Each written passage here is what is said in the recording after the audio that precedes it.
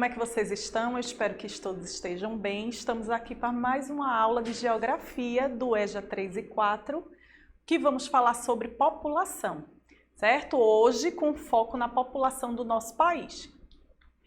Para a gente ver a aula de Geografia, né, as expectativas de aprendizagem são essas que estão aí, né? E para a gente começar a aula de hoje, eu quero mostrar essa imagem para vocês.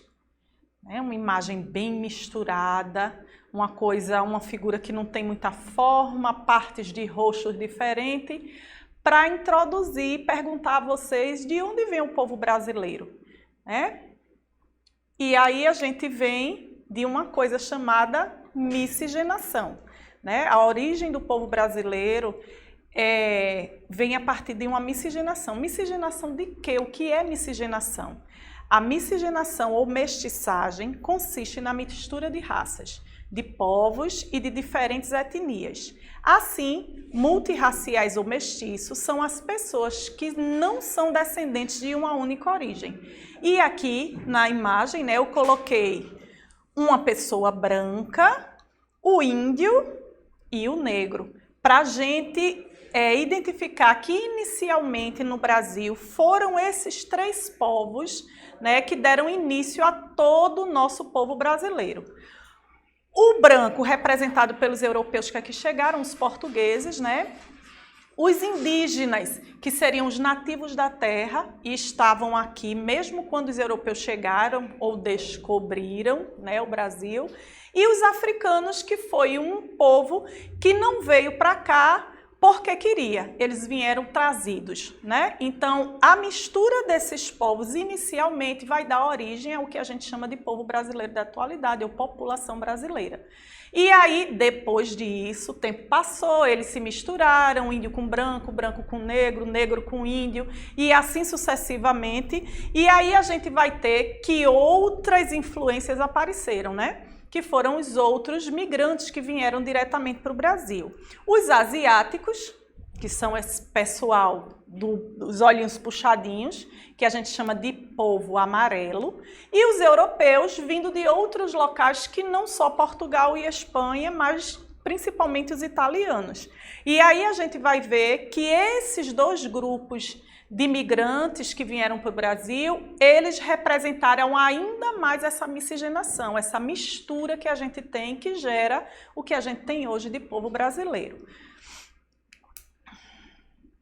E onde é que está esse povo brasileiro, professora, né? Por onde é que eles ficaram, como é que vivem, o que é que fazem?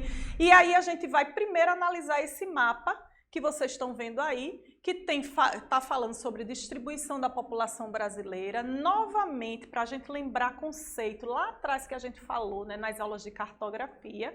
Esse é um mapa hipissométrico. Estão lembrados? O que é um mapa hipissométrico? É um mapa que mostra informações a partir das cores, certo? Então, cada corzinha dessa que aparece no mapa vai me dizer uma informação daquele estado, daquele lugar ou daquele país. Certo? Aqui, como a gente está falando do nosso Brasil, então seriam os estados. Quanto mais amarelinho claro tiver o lugar no mapa, o estado no mapa, menor a concentração de pessoas vivendo naquele local. Certo? Vai ter menos de 1 habitante por quilômetro quadrado. Que aí é aquele conceito da aula passada de povoado, né? Que a gente vai ter pouco povoado. Mas já quanto mais laranja avermelhado estiver esse mapa, maior será a concentração de pessoas naquele lugar.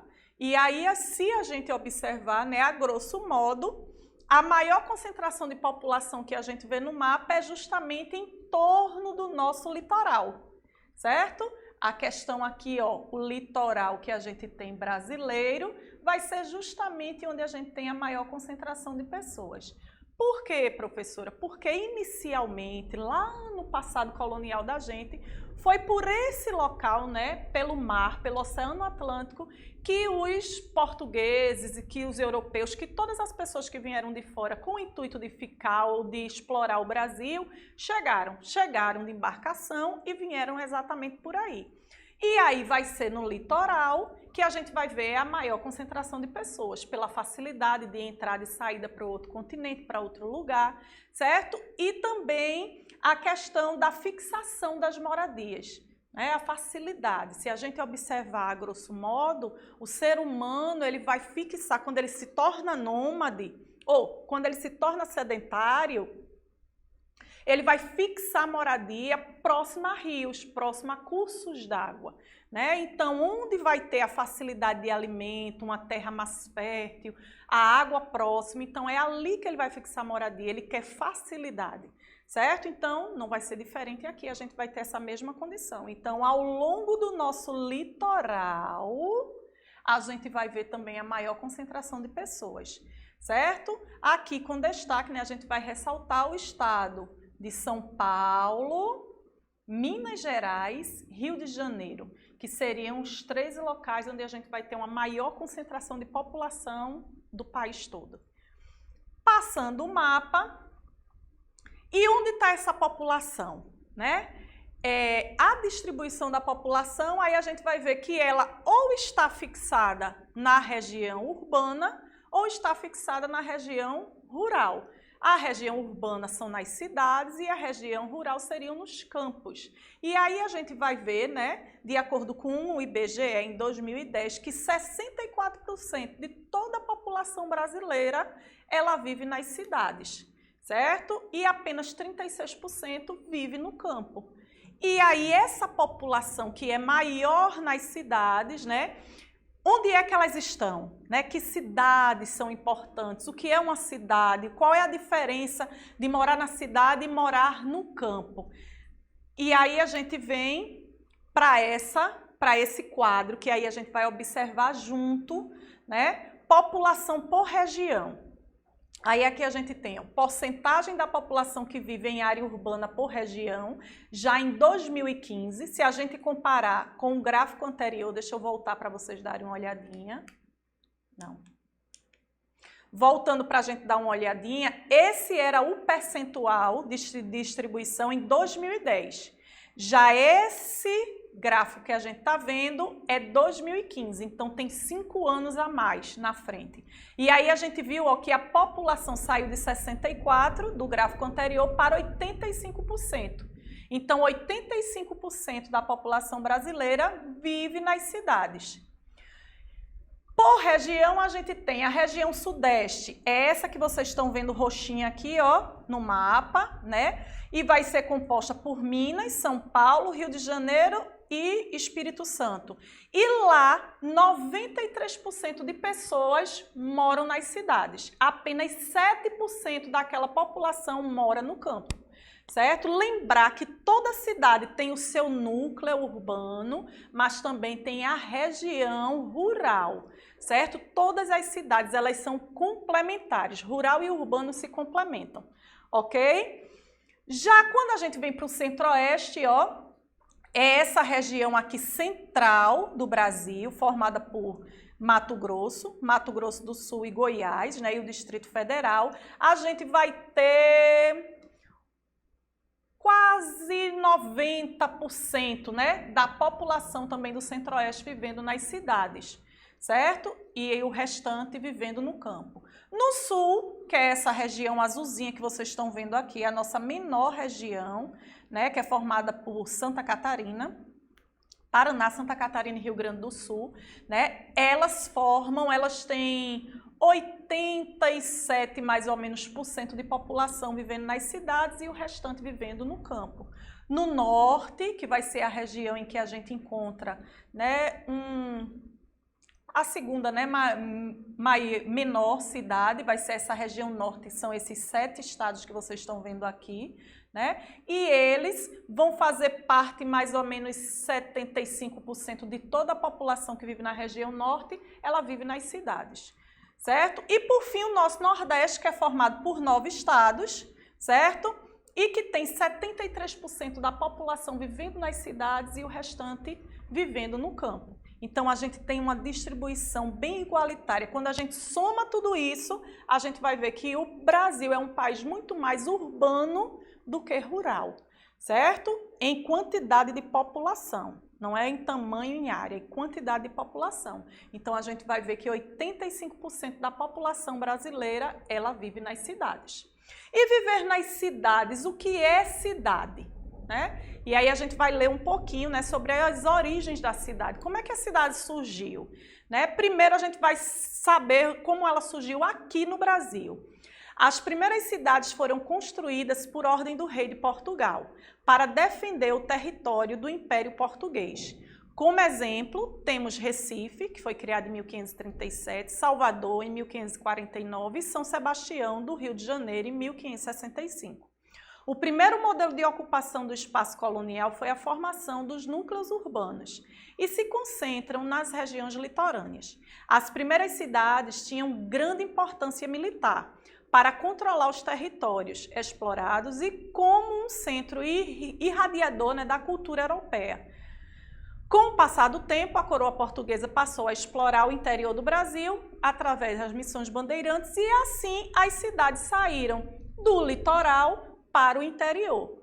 A maioria delas no Brasil, né, elas foram inicialmente pensadas, né, tinha um objetivo, né, elas tinham o objetivo de defender aquele território que era parte da coroa portuguesa e que eles queriam preservar aqui. Então, o objetivo principal de criar aqueles núcleos urbanos era justamente esse, de defender. Por isso que essas cidades, ao longo da sua criação, tinham sempre um forte, né, o Forte das Cinco Pontas, e por aí vai. Esses fortes tinham o objetivo de defender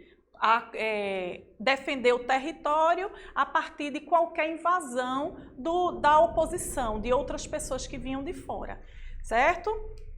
Aí a gente tem, e o que é uma cidade? Né? Quando a gente vai pensar em conceituar cidade, aí a gente tem que cidade é muito difícil de ser definido. Por quê? Porque devido à multiplicidade de aspectos que ela apresenta, de forma simplificada, pode-se dizer que é uma concentração de pessoas e de atividades econômicas, dos setores secundários e terciário. Professor, o que são setores da economia secundário e terciário? Para a gente relembrar, setor secundário são as atividades que a gente exerce na indústria, certo? Então, se a gente trabalhar em qualquer tipo de indústria, a gente trabalha no segundo setor. E o setor terciário é o comércio e a prestação de serviços. E aí, esse comércio e prestação de serviço, ambas as atividades secundárias e terciárias são atividades que são exercidas exatamente naquele meio urbano. Já as atividades do setor primário, né, que é a agricultura, pecuária, extrativismo, mineral, vegetal e animal, essas atividades primárias, elas são típicas da região rural, certo? Do setor rural, do campo.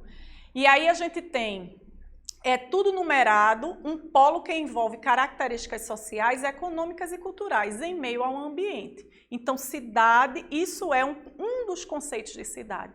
Mas a gente pode também conceituar a cidade a partir do quantitativo de pessoas que moram nela, certo? Então, vão ter várias formas da gente conceituar a cidade. Por isso que essa é uma das.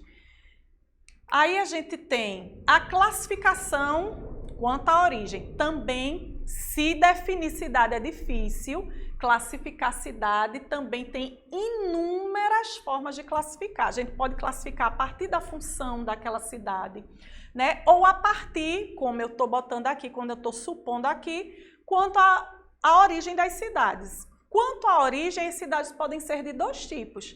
Elas podem ser espontâneas, né, que é a maioria das cidades brasileiras, e elas podem ser planejadas. O que é uma cidade espontânea? Constitui a maioria das cidades do planeta, formando-se que apresenta alguma vantagem para a fixação populacional. Nesse caso, deve ser sim, se originaram na margem dos rios, os quais proporcionaram alimentação e facilidade de transporte, e as cidades que surgiram na margem de estradas, deslocamentos e oportunidade de negócio.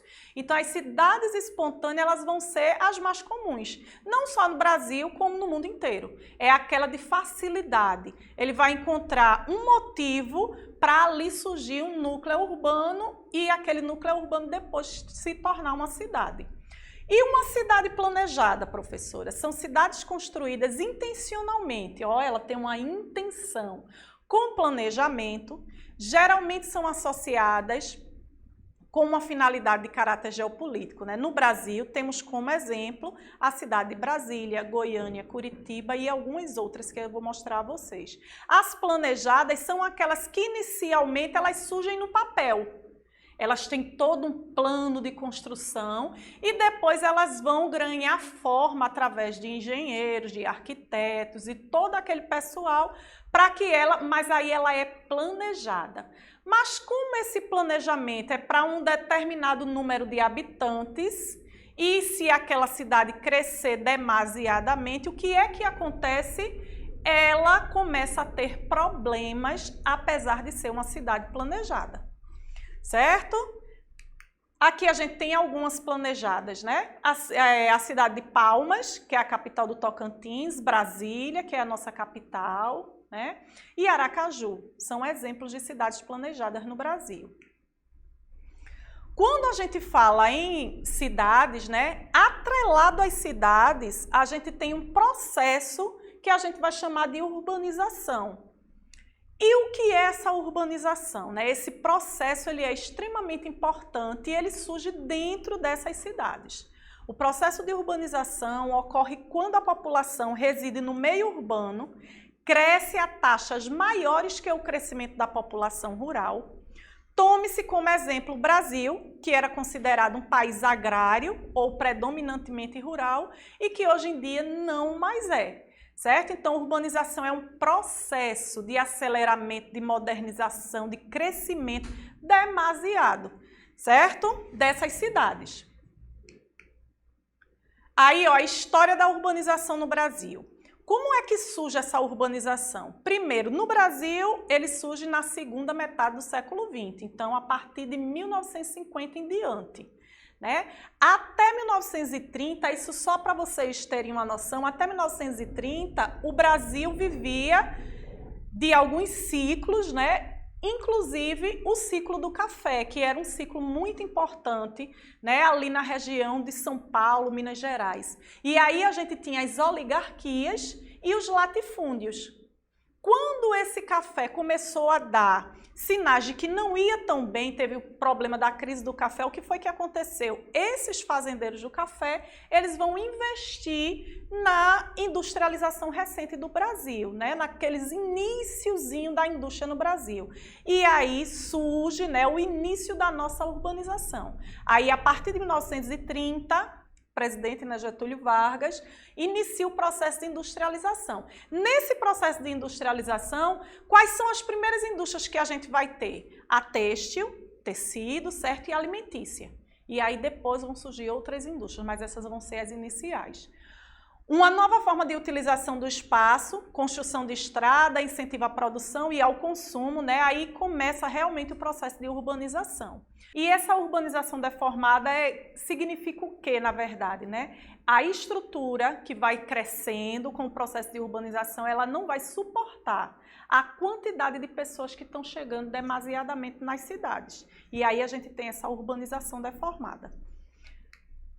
Aí, quando a gente tem uma urbanização deformada, a gente também tem problemas sociais, que são típicos dos grandes centros urbanos. Não só no Brasil, porque a gente está falando de Brasil, mas a gente vai saber que esses problemas também são característicos de outros centros urbanos no mundo, sejam eles em países ricos ou em países mais pobres. Certo? Mais pobre a gente vai ter muito mais gente. Se a gente tem países ricos, a gente também vai ter. Né? Naquela ideia daquela maravilha de morar lá fora, num país totalmente desenvolvido, existe, porém, existem problemas sociais ali também, né? Problemas sociais, problemas ambientais, tem, numa escala menor, mas existe. Certo? Aí a gente vai ter alguns problemas sociais. Mobilidade urbana e sucateamento do transporte público, isso é básico, notório, né, no nosso país. Saneamento básico, precariedade dos serviços de saúde, violência urbana, segregação e favelização, falta de moradia e ocupações irregulares. Professora, tem uma palavrinha aí, segregação. O que é segregação? Segregar quer dizer separar. A gente tem um espaço, uma separação entre pobres e ricos, né? Entre pretos e brancos. Não era para existir, mas infelizmente existe. E isso é real. Essa imagem de estudo, né? Dessa segregação que a gente tem. De um lado, eu tenho um condomínio maravilhoso, né? 5 estrelas de morar, quadra de tênis, piscina, varanda, piscina pessoal no meu apartamento.